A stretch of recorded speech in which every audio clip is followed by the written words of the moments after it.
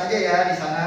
Ya pastinya dong, apalagi kita ada di musim yang tidak biasa. Iya. Ada banyak perubahan ya. Ya sangat. Tetapi kita masih tetap semangat. Oke. Ya, apalagi sebagai anak muda, waduh, jangan letoy-letoy dong. Musim bisa berubah, tetapi kesetiaan kita kepada Tuhan jangan pernah berubah. Amin. Oke, kita mau ngapain nih? Wah, kita mau memulai nih ibadah kita pada hari ini nih. Kita mau berikan hati kita untuk Tuhan lebih Yes. dalam lagi. Kita mau angkat satu pujian, segala perkara dapat kutanggung. Amin, amin. Oke, sebagai anak muda kita harus berani ya. Apapun perkara yang Tuhan berikan kepada kita mesti siap mengambil perkara itu. Percayalah Tuhan pasti memberikan kita kesanggupan. Tuhan sanggup melakukan perkara apapun dalam diri kita. Amin. Terima kasih Tuhan.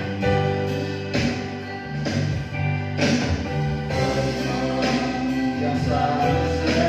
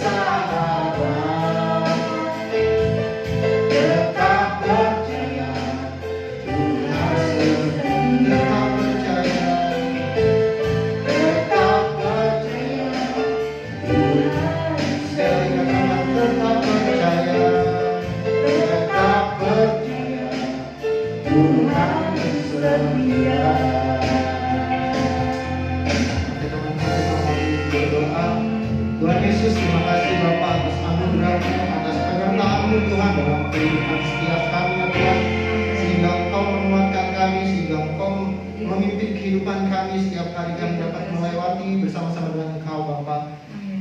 Saat ini ya Tuhan, kami mau memulai ya Tuhan ibadah yud kami ya Bapa. Engkau pimpin ibadah ini agar ada suatu kuasa yang berdampak di setiap anak-anak-Mu ya Bapa. Tuhan Yesus, Kau berkati ya Tuhan hamba-Mu Kanopi ya Tuhan yang akan membawakan firman-Mu ya Tuhan, agar dapat ya Tuhan menyampaikan isi hati Tuhan kepada kami, dan kami dapat melakukannya ya Tuhan sesuai dengan firman-Mu ya Bapa. Hamba serahkan ya Tuhan semuanya dalam tangan kasih-Mu. Haleluya. Amin. Oke, teman-teman yang dikasih Tuhan, terima kasih mau hadir dan mengikuti ibadah Youth GSJ Fajar Baru. Dan ya sebenarnya kita hari ini mau bahas tentang apa sih, Dik? Nah, kan tema kita di gereja bulan ini tentang hidup sesuai dengan panggilan. Nah, saya mau tanya nih kepada Kanopi, menurut Kanopi, apa sih panggilan Tuhan itu? Oke, jadi mungkin kita udah sering dengar gitu ya, kalau di mana-mana itu berhubungan dengan kekristenan, berhubungan dengan anak Tuhan, istilah panggilan itu mungkin bukan sesuatu yang asing gitu. Mungkin sering dengar, tetapi memang persoalannya adalah kita ngerti nggak sih itu panggilan kita itu? tidak memahaminya ya. Iya, padahal kita udah jadi anak Tuhan, udah rajin bergereja, rajin berdoa, rajin baca Alkitab, tapi kita nggak paham itu panggilan itu apa sih? Yang pasti itu bukan sejenis snack atau makanan ringan, itu bukan. Ya, jadi kalau kita mendengar panggilan itu dari kata dasar panggilan, panggil. Oi sini, gitu. Oi, ya tidak seperti itu. Jadi kalau kata Kamus Besar Bahasa Indonesia, panggil itu diartikan sebagai himbauan, sebagai ajakan atau undangan, ya, benar ya. Tetapi kalau kita mau melihat arti panggilan itu dari Alkitab, dia ada di dalam dua bahasa. Yang pertama bahasa Ibrani, itu diartikan memanggil, mengundang, menjumpai, menunjuk. Itu dalam bahasa Ibrani. Kalau dalam bahasa Yunani, dia diartikan sebagai dipanggil. Ya, artinya panggilan gitu. Ya, sangat simpel sekali.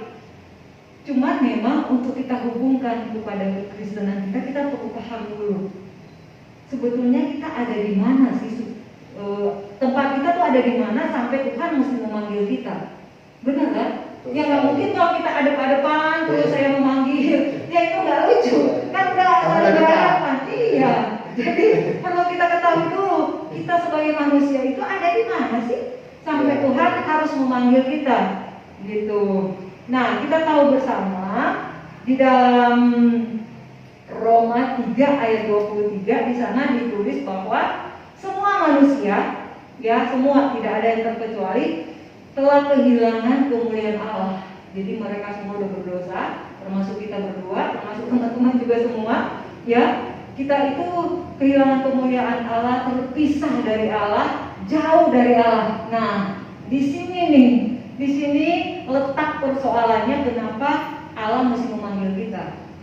Karena ketika dosa mengharuskan kita terpisah dengan Allah, akhirnya Allah mengambil inisiatif untuk memanggil kembali manusia yang sudah jatuh di dalam dosa.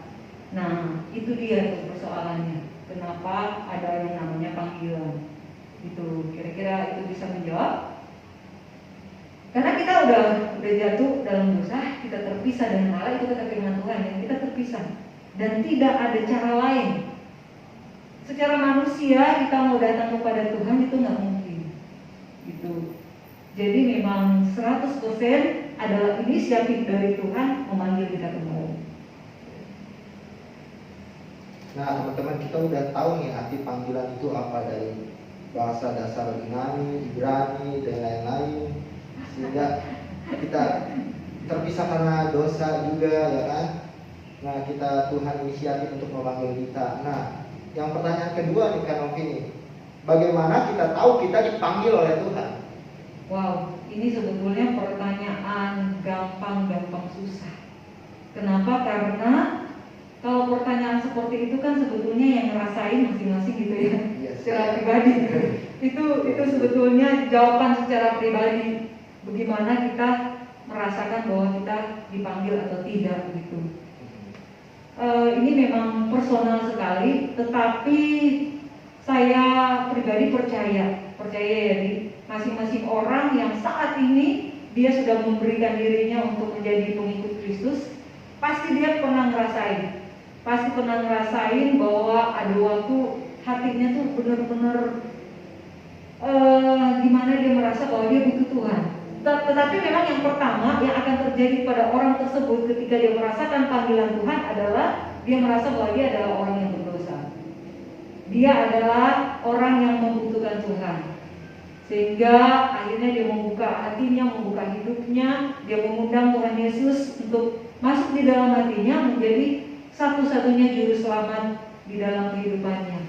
Itu tanda ya. Nah, kalau teman-teman belum pernah mengalami itu, saya mau ngajak, saya mendorong berdoa deh. Karena jangan-jangan Anda ada di sini, Anda menjadi katanya orang Kristen, itu bukan karena Anda meresponi panggilan Tuhan. Bisa jadi mungkin karena mengikuti temanmu, mengikuti orang tuamu, ya ada kan yang begitu. Karena dia lahir dari keluarga Kristen, otomatis dia mengharuskan dia untuk ke gereja, atau apapun itu. Pokoknya pastikan dulu. Coba lihat ke dalam dirimu, apakah benar-benar saya ada seperti ini saat ini karena saya meresponi panggilan Tuhan, atau karena saya ikut orang, saya ikut mama papa, atau ya pengen aja sih datang ke gereja dan akhirnya kan nggak ngerasain apa-apa. Itu yang paling penting. Jadi bagaimana kita tahu bahwa kita dipanggil? Ada yang pertama adalah kita merasa ada satu kesadaran yang sangat besar di dalam kita bahwa saya ini orang berdosa dan saya perlu Tuhan. Dan yang kedua adalah kita membuka hati kita kepada Tuhan, mengundang Dia menjadi satu-satunya juru selamat dalam kehidupan kita.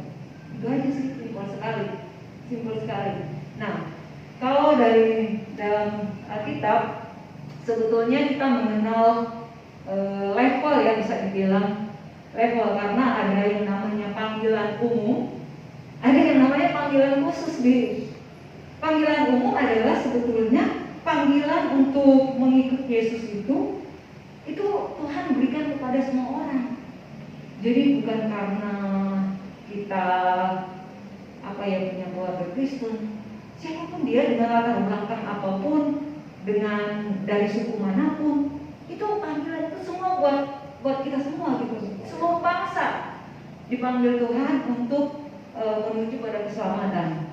Karena kan ya memang kita manusia berdosa, jadi dipanggil semua sebetulnya.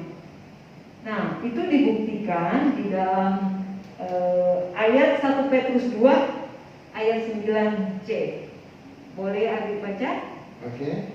1 Petrus 2 ayat 9c, firman Tuhan, yang telah memanggil kamu keluar dari kegelapan kepada terangnya yang ajaib.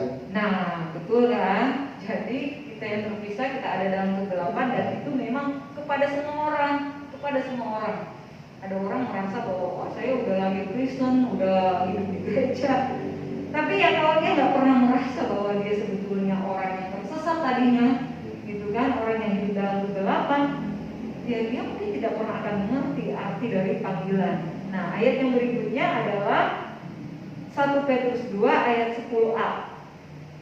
Kamu yang dahulu bukan umat Allah, tetapi sekarang telah menjadi umatnya. Nah, jadi panggilan umum itu meliputi yang pertama panggilan untuk diselamatkan, yang kedua adalah panggilan untuk menjadi umat Tuhan. Nah, yang ketiga 1 Petrus 2 ayat 10b. Yang dahulu tidak dikasihani, tetapi yang sekarang telah beroleh belas kasihan. Nah, panggilan untuk menikmati kasih dan kebaikan Tuhan. Wow, ini luar biasa. Orang kita yang tadinya hidup dalam kegelapan, kita tadinya yang terpisah dengan Tuhan, akhirnya kemudian kita diberi begitu banyak kelimpahan kasih karunia ketika kita mau meresponi panggilan Tuhan. Nah, itu panggilan umum, dan itu boleh untuk semua orang. Tuhan nggak pernah pilih kasih. Wah, yang ini mah bandel banget, nggak usah lah, biar sekalian masuk neraka aja. Enggak seperti itu ya. Bagi Tuhan adalah ketika semua orang bisa diselamatkan, itu benar-benar kerinduan hatinya, itu benar-benar hatinya. Jadi itu panggilan untuk semua orang diselamatkan, menjadi umatnya, dan menikmati kebaikan dan kasih daripada Tuhan. Panggilan khusus ini luar biasa sekali. Coba Lukas 5 ayat 10. Jadi ada panggilan khusus yang namanya adalah panggilan pelayanan. Dan ini sebetulnya juga diberikan kepada semua orang. Tetapi persoalannya, mereka yang meresponi itu Ya akhirnya dia memang memberi hidupnya untuk melayani Tuhan. Tetapi ada kan yang nggak mau. Ada yang nggak mau melayani Tuhan. Ada yang nggak mau terlibat di dalam pelayanan. Oke, kita maklum itu. Kita memaklum itu. Ayo Lukas 5 ayat 10. Lukas 5 ayat 10. Demikian juga Yakobus dan Yohanes, anak-anak Zebedius yang menjadi teman Simon. Kata Yesus kepada Simon, "Jangan takut, mulai dari sekarang engkau akan menjala manusia." Nah, itu panggilan Tuhan Yesus kepada murid-muridnya untuk dari tadi untuk penjala ikan menjadi penjala manusia. Nah, artinya adalah panggilan Tuhan secara personal. Jadi undangan kepada masing-masing orang untuk melaksanakan sebuah tugas yang sudah Tuhan persiapkan. Nah, itu namanya panggilan khusus. Kenapa demikian? Karena nggak semua orang merespon. Saya mah cukup jadi jemaat biasa, ada kan yang gitu. Pokoknya hari Minggu datang, duduk, selesai pulang. Nah, ada yang begitu memang. Tetapi ada orang yang memang ketika Tuhan memanggil mereka untuk masuk dalam pelayanan, panggilan pelayanan, dia merespon. Dia memberikan hidupnya, bahkan sepenuh waktu ya ada ya, sepenuh waktu, banyak, sepenuh waktu yang mau melayani Tuhan dari bangun sampai tidur. Dia kasih semua untuk Tuhan. Ya, betul sekali. Dan ini mungkin memang butuh karunia khusus ya. Butuh karunia khusus. Tetapi alangkah baiknya apabila teman-teman semua, siapapun Anda, ketika Anda merasakan bahwa Tuhan memanggil Anda untuk melayani, respon itu. Seperti murid-murid yang pertama kali dipanggil oleh Tuhan Yesus untuk menjadi penjala manusia.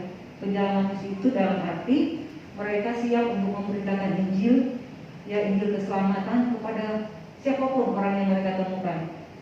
Jadi mereka bisa dijala untuk dibawa kepada kerajaan surga. Nah, kalau teman-teman merasakan itu ada, jangan menolak, jangan membuat alasan. Karena Tuhan memanggil kita, Tuhan tahu kita bisa. Itu persoalannya jadi. Kan ada orang ketika dia dikasih kesempatan untuk melayani, atau dia udah berasa nih, ini ada panggilan melayani nih. Aduh, tapi kan saya nggak bisa ini, nggak bisa itu. Aduh, enggak lah, jauh lah. Nah, itu kan sebetulnya dirinya sendiri yang membuat penghalang untuk dia mau meresponi panggilan Tuhan. Padahal itu nggak boleh sih. Berarti harus responnya apa? Mencoba. Ya. Mencoba dengan apa yang kita mampu. Good question. Pertanyaan yang baik sekali. Nah, respon kita sebaiknya adalah kita membuka hati, relakan hatimu bersedia untuk menjadi alat Tuhan. Wow, itu kalau udah bicara hati, aduh memang dalam sekali ya. Ya, betul sekali. Karena sesama manusia memang nggak pernah tahu hati seseorang, nggak pernah ada yang tahu, cuma Tuhan yang tahu. Makanya bagaimana supaya kita bisa meresponi panggilan Tuhan di dalam melayani ini adalah ya kita mesti relakan hati kita untuk bersedia menjadi alat Tuhan. Itu udah langkah yang pertama. Nah, yang selanjutnya, ini nggak kalah beratnya juga sih, adalah tapi memang ini mungkin kasih karunia kepada beberapa orang ya, bersedia melepaskan apapun demi menanggapi panggilan Tuhan dalam hidup kita. Wow. Melangkah semua ya. Ya betul. Tapi benar juga kan kata Tuhan, kalau kita mau mengikut Tuhan, kita mau pikul salib, kita mau menyangkal diri, ya bahkan memang mungkin ada waktu kita mesti meninggalkan segalanya. Ya itu sih ada ayat-ayatnya. Tapi persoalannya memang kalau kita merasa tidak mendapat kasih karunia di situ, mendingan jangan. Karena nanti kita akan depresi sendiri. Bahwa pada akhirnya kita akan merasa melayani Tuhan itu sebagai beban. Bukan lagi sebagai satu sukacita gitu, tapi merasa maksudnya kadang-kadang mungkin udah terpaksa, udah mesti ditarik-tarik dulu, didorong-dorong dulu. Enggak ya, itu sekali lagi kita kembali ke poin yang pertama, mesti ada kerelaan hati bersedia dijadikan Tuhan sebagai alatnya. Dan kalau memang kita benar tahu itu panggilan dari Tuhan, dan kita mendapat kasih karunia-Nya, ya kita berani melepaskan segalanya demi panggilan Tuhan itu. Dan yang ketiga, panggilan itu harus dikerjakan dengan berani. Kenapa dengan berani? Ya mungkin kita datang dengan kita merasa kita nggak bisa apa-apa, kita nggak tahu apa-apa, gitu kan? Nah kalau kita nggak berani, ya kita akan jadi seperti itu selamanya. Kita nggak akan bisa apa-apa dan tidak akan tahu apa-apa. Dan akhirnya panggilan dari Tuhan untuk melayani itu akan hilang, iya sia-sia, tidak jadi apa-apa dalam hidup kita. Jadi ini penting ya. Sekali lagi teman-teman coba melihat ke dalam dirimu. Jika memang Tuhan sudah memberikan panggilan pelayanan, panggilan untuk melayani Tuhan, jangan keraskan hatimu, relakan hatimu, dan bersedialah untuk menjadi alat Tuhan. Ini penting sekali, karena melayani Tuhan itu memang menuntut banyak hal dari kita. Termasuk kita mengorbankan waktu kita, mengorbankan pikiran, tenaga, bahkan korban perasaan juga. Ya memang kita harus siap. Dan kalau kita bicara korban, kalau kita belum merasa sakit itu belum korban namanya. Ya masih biasa-biasa aja sih. Gitu ya. Tapi percayalah, kalau Tuhan memanggil, Tuhan tidak akan pernah membiarkan kita kok. Sama kan kalau misalkan kita ketemu orang dan dia mengajak kita. Saya yakin orang kalau itu orang bertanggung jawab, dia sudah memikirkan segala apa yang kita butuhkan pasti dia sudah siapkan. Sama, ketika Tuhan memanggil kita, Tuhan tahu persis keberadaan kita, Tuhan tahu persis kebutuhan kita, dan Tuhan pasti sudah menyediakan. Percayalah itu. Tuhan tidak pernah memanggil kita dan menelantarkan kita. Itu nggak akan pernah terjadi. Ya, jadi kita simpulkan saja ya. Ya. Oke, jadi hidup sesuai panggilan. Nah, jadi kita tahu tadi kita seperti apa ketika dipanggil Tuhan. Seharusnya kita menjadi apa? Ya, dari kegelapan kita dipanggil Tuhan keluar kepada terangnya yang ajaib.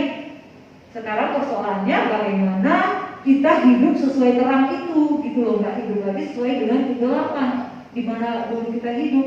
Ya itu sih cuma disesuaikan saja. Iya dong. Jangan bilang kita sudah dipanggil, tetapi kehidupan kita masih ada dalam kegelapan, berarti nggak sesuai. Jadi sama aja. Betul. Keluar dari kegelapan ya. Betul. Ya saya juga bingung itu mungkin siapa yang panggil. Ya kan? Kalau kehidupan kita nggak pernah mengalami perubahan dari kegelapan kepada terang, ya takutnya bukan Tuhan yang panggil, mungkin orang lain. Hati-hati. Merasa. Hati-hati. GR. Oke, puji Tuhan. Saya rasa cukup seperti ini ya bahasan kita. Ya diharapkan semua anak-anak youth di Asia Fajar Baru, mari kita bangkit. Kita mau benar-benar memberikan hidup kita, karena saya yakin kita semua sudah dipanggil oleh Tuhan. Cuma memang dalam perjalanannya mungkin ada waktu kita kehilangan arah gitu ya.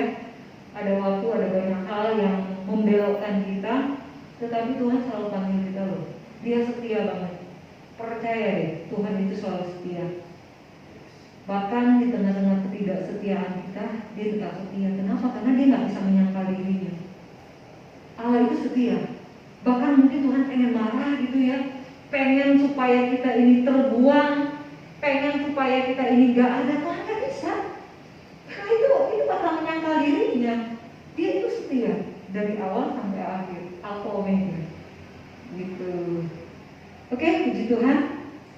Jadi kiranya perbincangan kita pada malam hari ini boleh memberkati teman-teman semua. Jadi kalau teman-teman merasa benar dipanggil oleh Tuhan, mari kehidupan kita disesuaikan dengan panggilan itu. Jangan lagi mau hidup sesuai dengan bagaimana kita sebelum dipanggil. Hiduplah sesuai dengan panggilan di mana kita ada sekarang ini. Oke, puji Tuhan, terima kasih. Sekarang kita akan menutup ya perbincangan kita pada malam hari ini. Kami berharap dimanapun teman-teman berada selalu terhubung dengan Tuhan.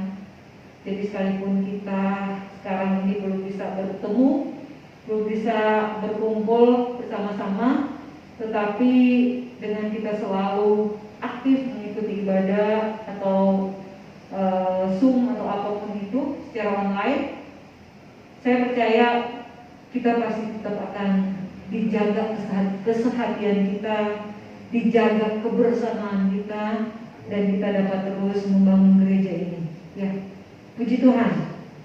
Saya serahkan kembali pada Adi. Oke, kita udah dengar nih dari firman Tuhan pada hari ini. Wah, saya harap kita semua jadi mengerti nih tentang firman Tuhan panggilan ini.